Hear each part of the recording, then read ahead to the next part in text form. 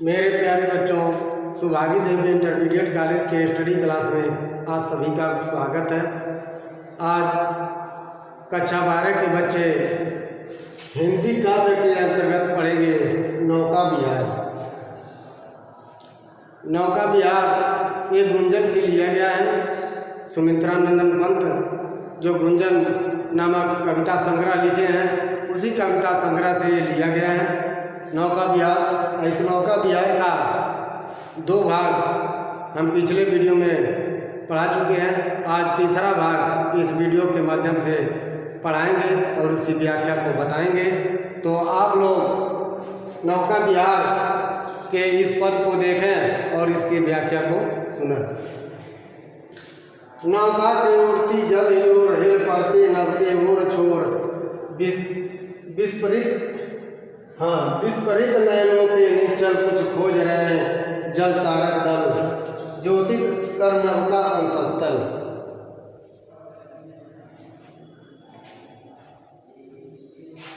ये विस्फरित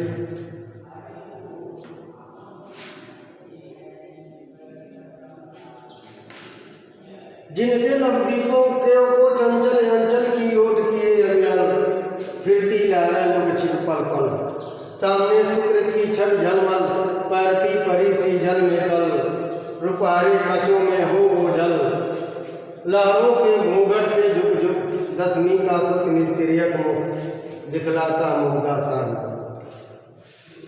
तो प्यारे बच्चों, नौका से उड़ती जल ओर, हिल पड़ते नभ के ओर छोर। जब सुमित्रा नंदन पंत जी नौका विहार कर रहे हैं और गंगा के शांत जल में नौका को बढ़ाते हैं, तो नौकाएं यानी उनके साथ बहुत सी नौकाएं चलती हैं, इसलिए नौकाएं कह रहे हैं। तो नौकाएं जब आगे बढ़ती हैं तो शांत जल जो है हिलता है।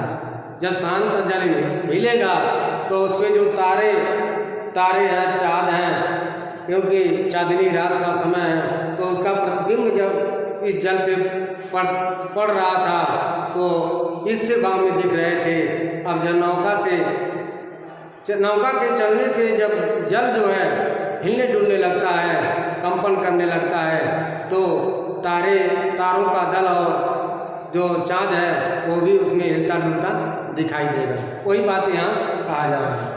नौका से उड़ती जल ओर, जब नौकाएं आगे बढ़ रही हैं तो उससे जल में हिलोरें उत्पन्न हो रही है, अर्थात वह इधर उधर जल जो है इधर उधर हो रहे हैं, अर्थात वो हिल डुल रहे हैं। हिल पड़ते नभ के ओर छोर। और जब जल इधर उधर हिल रहे हैं तो अब जल के अंदर देखेंगे तो जो आकाश में तारे और चाँद जो भी विद्यमान है वो जैसे लग रहा है जल के अंदर वो भी हिल डुल रहे हैं, अर्थात वो भी कंपन कर रहे हैं। विस्फरित नयनों से निश्चल कुछ खोज रहे जल तारक दल, ज्योतित कर नभ का अंतस्थल।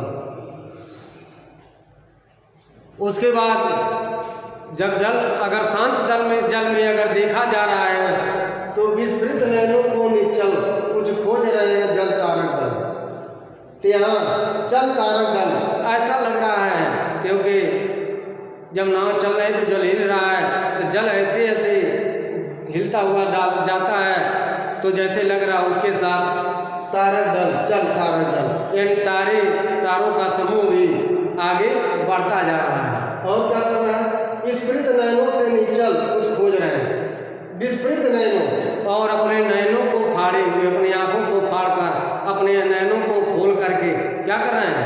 फाड़ने का अर्थ खोलना है, यानी अपने नयनों को, अपने नेत्रों को खोल करके निश्चिंत भाव से जैसे लग रहा है कुछ खोज रहे हैं।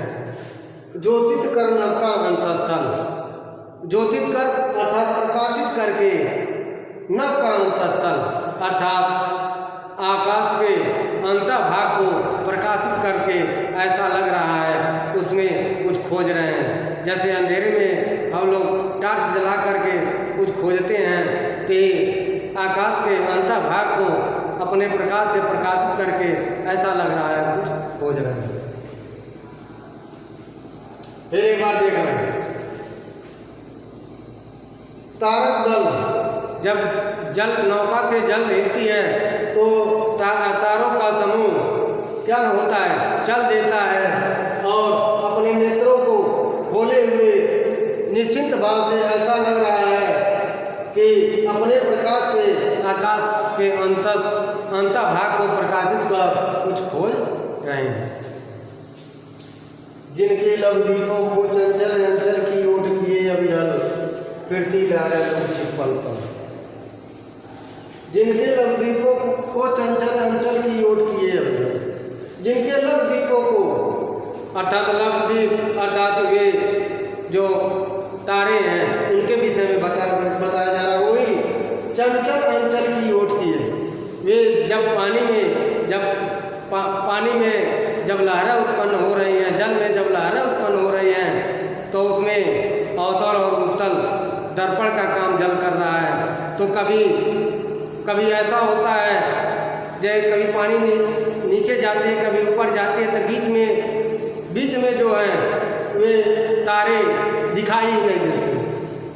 कभी ऐसे होते हैं आप ऊपर उड़ते हुए दिखाई दे रहे हैं, कभी नीचे झुकते हुए ऐसा लग रहा है। फिर जिनके लवदीपों को चंचल अंचल की ओट, ऐसा लग रहा है वे छोटे छोटे दीप उस पानी के लहरें रूपी आंचल को के ओट में अर्थात उस आंचल को ढक लिए हैं, जिससे अविरल जिससे वे दिखाई नहीं दे रहे हैं। फिरती लहरें छिप पल पल, इस प्रकार वे लहरों पर घूम फिर रहे हैं, जैसा लग रहा है लुका छिपी का खेल खेल रहे हैं। प्रत्येक पल कभी छिप जा रहे हैं, कभी दिखाई दे रहे हैं, तो ऐसा लग रहा है लुका छिपी का खेल खेल रहे हैं। फिर एक बार देखो, यानी वे छोटे छोटे तारे जल के लहरों को ओट करके उसी में छिप जा रहे हैं। जैसा ये लग रहा है कि जल की लहरें का आंचल बनाकर उसमें छिप जा रहे हैं और उस जल के सतह पर घूम फिर रहे हैं। ऐसा लग रहा है कि प्रत्येक पल वे लुका छिपी का खेल कर रहे हैं। सामने शुक्र की छत झलमल, पैरती परी सी जल में कल, रुपये कचों में हो जल। और सामने क्या है, सामने शुक्र की छत झलमल, पैरती परी सी जल में कल। और सामने देखा जा रहा है शुक्र की छत झलमल, सामने एक शुक्र ग्रह है, वह झिलमिलाता हुआ अत्यंत सुंदर दिख रहा है। झलमल शोभा या सुंदर, झलमल का अर्थ होता है झिलमिलाना। सामने एक शुक्र ग्रह अपने झलमलाते हुए झिलमिल करते हुए अत्यंत शोभायमान हो रहा है। परती परी सी जल में कल, पैरती परी सी, पैरती का अर्थ होता है तैरती। वह कैसा तैर रहा है, जैसे कोई परी तैर रही है, जल के सतह पर जैसा लग रहा है कोई परी तैर रही है। वह जो शुक्र ग्रह है अपने झिलमिल उस जल में झिलमिलाते हुए अत्यंत सुशोभित हो रहा है और ऐसा लग रहा है कि कोई परी उस जल पर तैर रही है। रुपारे कचों में हो जल, और कभी कभी रुपारे का अर्थ सुंदर, कचों का अर्थ होता बाल में हो जल। कभी अपने रुपारे कचों अपने सुंदर मुख को उस बाल में छिपा ले रहा है, अर्थात कभी लहरों के गति में कभी ओझल हो रहा है और कभी दिख रहा है। सामने फिर एक बार दिख रहा है, सामने शुक्र जो अपने शोभा में झिलमिला रहा है और वह जल के सतह पर एक सुंदर परी के समान तैरता हुआ दिख रहा है। इस प्रकार वह ऐसा लग रहा है जिस तरह एक परी जो जल में तैर रही है, अपने बालों के ओट में अपने मुख को छिपा ले रही है, उसी तरह ये शुक्र ग्रह भी है, शुक्र जो तारा भी है, वह रुपारे कचों में ओझल हो जा रहा है, अर्थात पानी की लहरों में कभी ओझल हो जा रहा है, कभी दिख रहा है, कभी छिप जा रहा है, कभी दिख रहा है। लहरों के घूंघट से झुक झुक 10वीं का सत मिस्त्री अग्नि दिखलाता मुग्धा सार। फिर आगे देखें, लहरों के घूंघट से झुक झुक 10वीं का सत मिस्त्री मुख दिखलाता मुग्धा सार। अब फिर आगे देखें, 10वीं का सत यानी 10वें यानी जो कहा जाता है जो शुक्ल पक्ष होता है, शुक्ल पक्ष का 10वां दिन, 10वें दिन का जो चाँद होता है वह पूर्ण रूप से गोला नहीं रहता है, वह थोड़ा तिर्यक रहता है। क्या बताया जाए, जैसे ऐसे रहता है,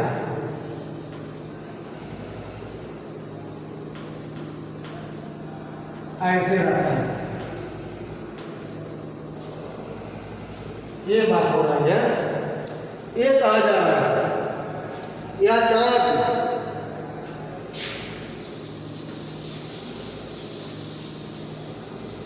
ये चाँद जो है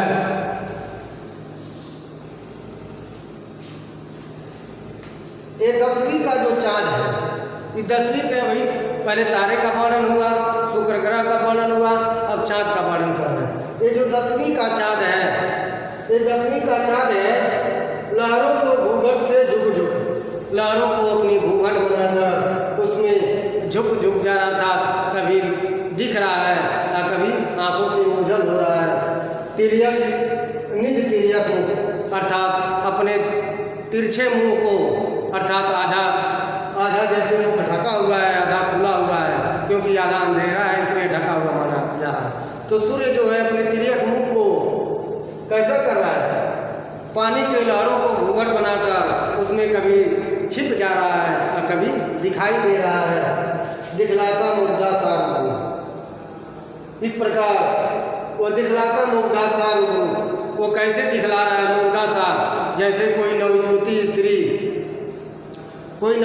स्त्री अपने साड़ी के पल्लू से अपने आधे एक तरफ के भाग को छिपाई हुई है और एक तरफ के भाग को खोली हुई है, अर्थात उस जैसे ये लग रहा है वह अपने घूंघट को थोड़ा ऊपर उठाई हुई है, जिससे उसके घूंघट को उठाने से उसके मुख के कुछ भाग दिखाई दे रहे हैं और कुछ भाग उस घूंघट में छिपे हुए हैं। तो ऐसे दिख रहा है वह चाँद भी उसी नवज्योति एक वधू के समान दिख रहा है। फिर एक बार और देखो, ये जो 10वीं का जो तिर्यक चाँद है वो अपने मुख को पानी के लहरों को घूंघट बनाकर उसमें कभी छिप जा रहा है और कभी दिख रहा है।